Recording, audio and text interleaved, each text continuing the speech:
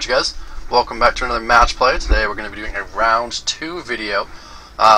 This time it's going to be Dusknoir versus Emboar.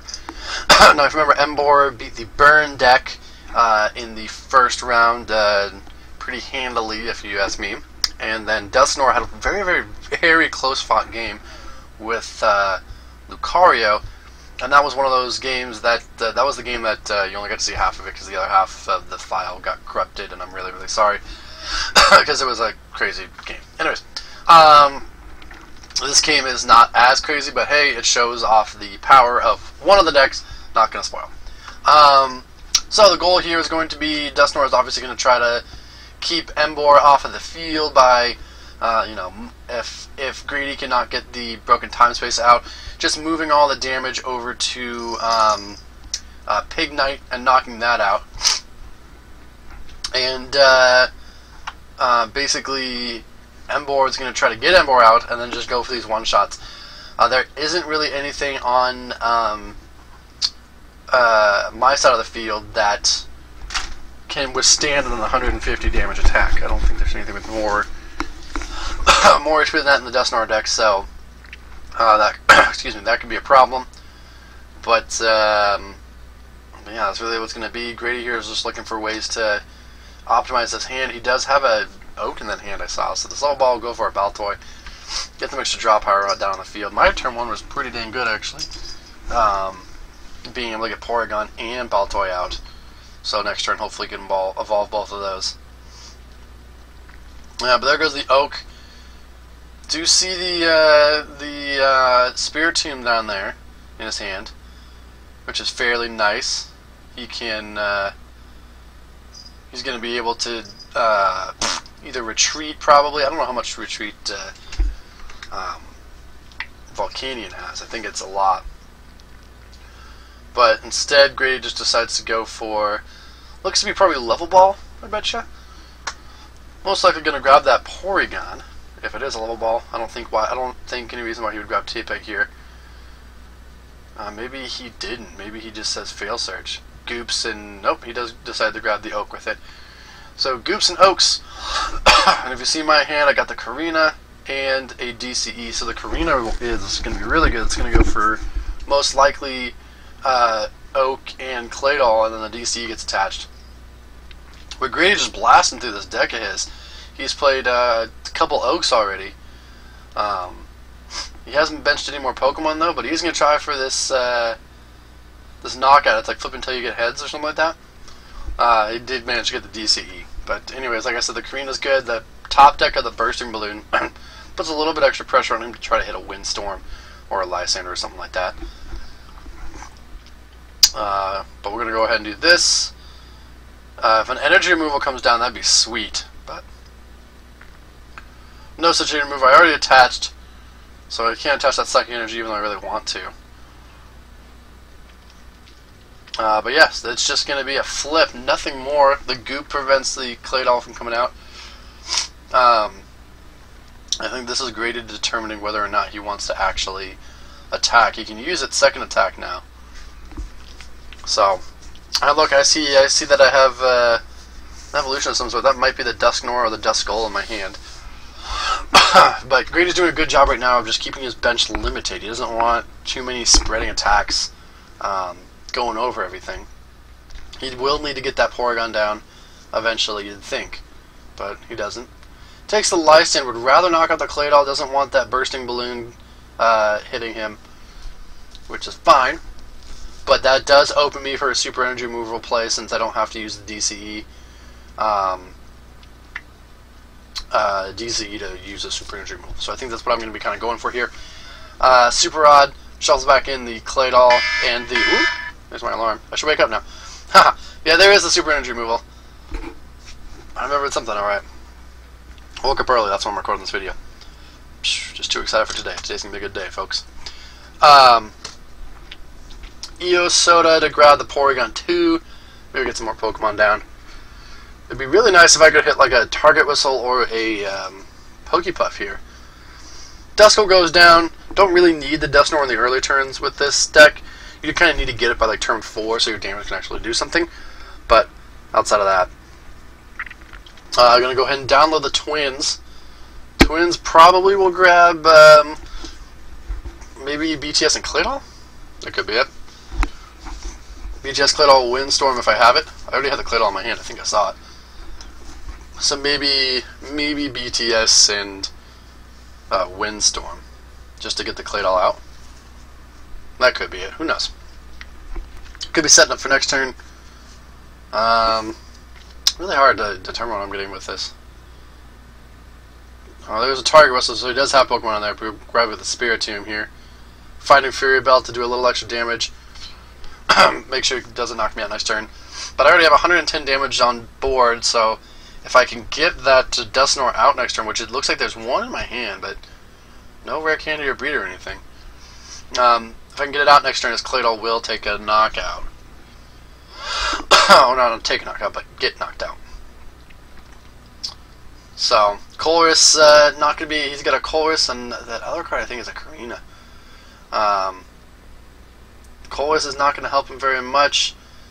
He's got a superior energy removal, but, I mean, does he really want to waste an energy to get just the DCE? He might, to be honest. He will, yes. He will take the 1-for-1 trade there. Not optimizing it, but hey, it's one less turn. Like, you know, if it's one less turn for me to attack, and if he can get the Emboar out, he can attack sooner than me. So we don't necessarily mind that play. But Rescue Stretcher comes a little bit late, and then there's finally the Colress down. So he's already concert powered. It's Colress in here. I'm trying to figure out what he could possibly hit here that would help him a lot. Not a whole lot up there, but there is a pass. There's the Claydol coming down. Maybe I can get like a Dimension Valley and an energy down onto the Mew so I can flying flip it again. Or what would even be better, or just like another attachment, like an Azelf or something like that. Azelf and Dusknoir, move some damage around. Just want to find a way to get 2 energies down on something. So yep, there is the Dimension Valley and the attachment off of the Colress and the Bill. And then the other supporter will be that Mallow. Maybe I can finally get that rare candy Dusknoir out here. Hopefully start taking some knockouts. Maybe that's what those 2 cards are. Here comes the Cosmic Power. Maybe after a card or 2. Cosmic Power. Yep, it is the rare candy Dusknoir. So we will see probably a knockout here. Moving all 8 down and take a prize during the turn. We really don't, you know, we could have. If we didn't play that necessarily correctly, I could have saved some damage. What you can do is you can move. I can just move 2 over, so that 20 damage would have been saved. I didn't do that properly, but that is a-okay. We got rid of his draw power. BTS does come down, so if he can get a the Emboar down this turn, doesn't look like he has got a computer search. He's got a gust of wind. He needs. The problem is he just needs so much. The computer search might grab him. The computer search might grab him the Porygon, so we can go right into Porygon 2, because he does have that in his hand. Yep, we'll grab him the Porygon. Grabs the Porygon 2. That's already in his hand. Gonna evolve that. Play the Sycamore in his hand. He might Lysander. I doubt it. Or Energy Removal, yeah. But he does have a Gust of Wind. Yep, he will Gust. And then Sycamore, hoping that he can hit something to take this knockout.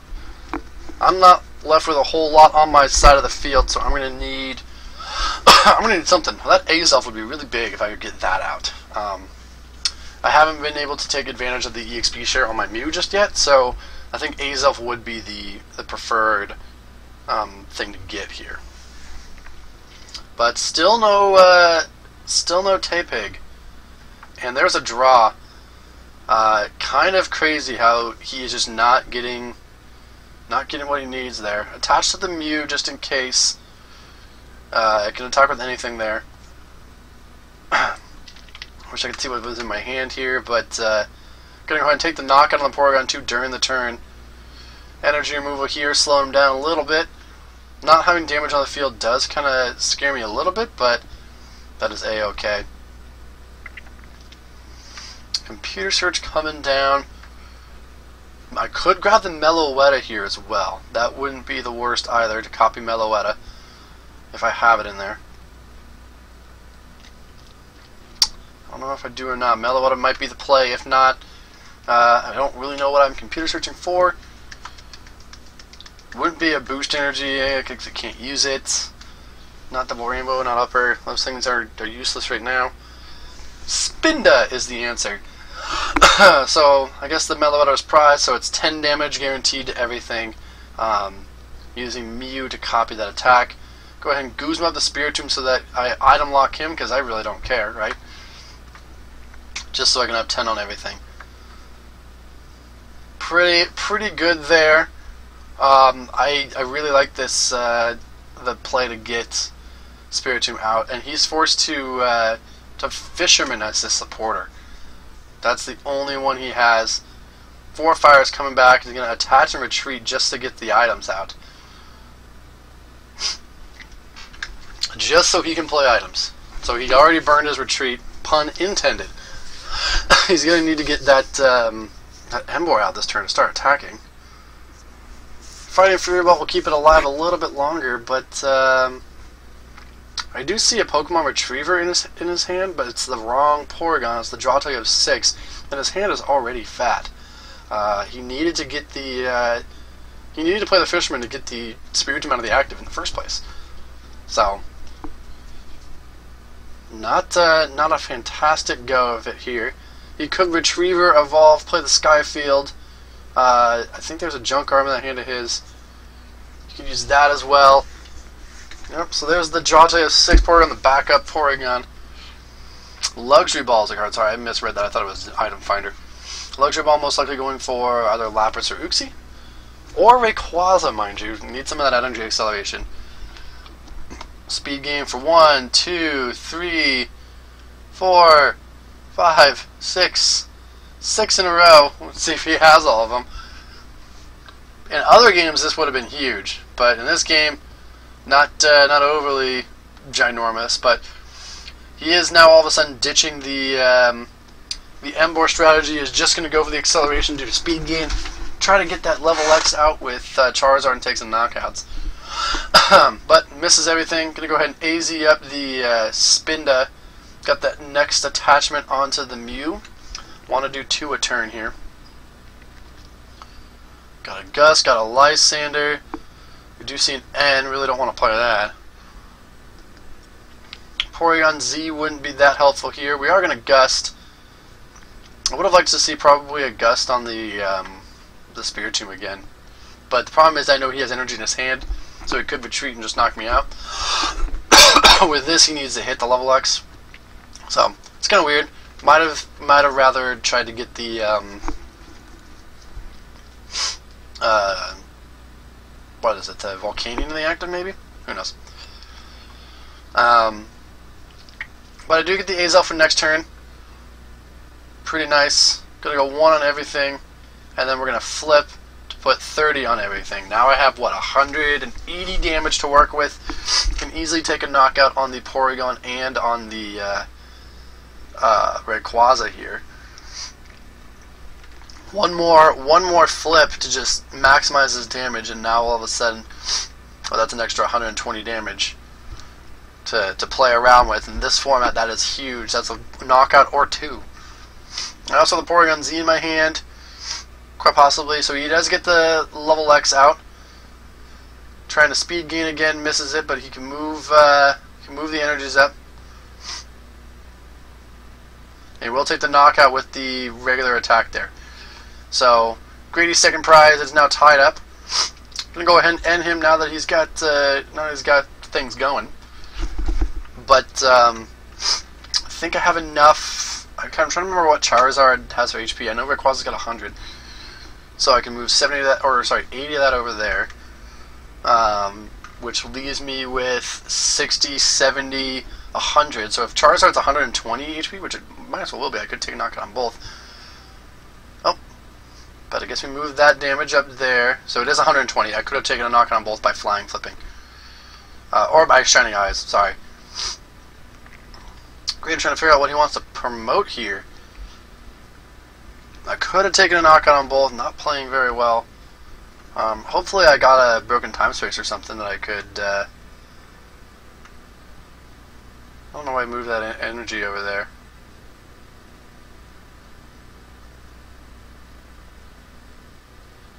Oh, so there's Erica's perfume. I don't know why I moved the energy over to Rayquaza. That's interesting. Gonna go ahead and Lysander. Split the 60 to put 10 on everything, so that's Shining Eyes does 20 on everything.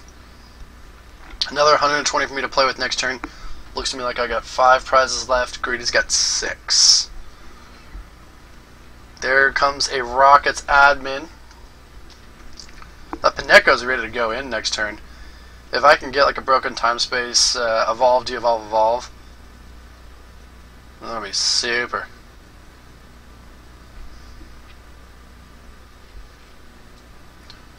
Looking here, I think we're discussing Grady scooping, but we determined that we didn't want to scoop during these tournaments, so Grady doesn't feel like he can win here. Gonna be a draw because he ended into nothing but supporters, so I will get a free turn of doing kind of just whatever I want. Broken time space now. We're gonna really try for that that Pineco plays. 10 to everything. That's huge. So I can't de-evolve here because oh man, I'm trying to do math, trying to follow here.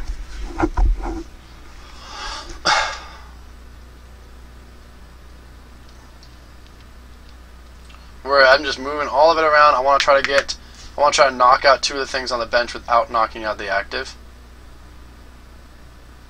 And there we go. That's how it's going to look. Attach the Coco, Shining Eyes, putting all this damage down. Now I have, what, 190 damage to work with 3 prizes left. And that's going to be game, because I think I got enough to knock out everything. So, yep, that does it for the game. That's Dusknoir just late game taking a whole bunch of prizes. What was that, like 6 prizes in 2 turns or something like that? Something crazy like that. But anyways, thanks for watching, guys. Have a great rest of your day.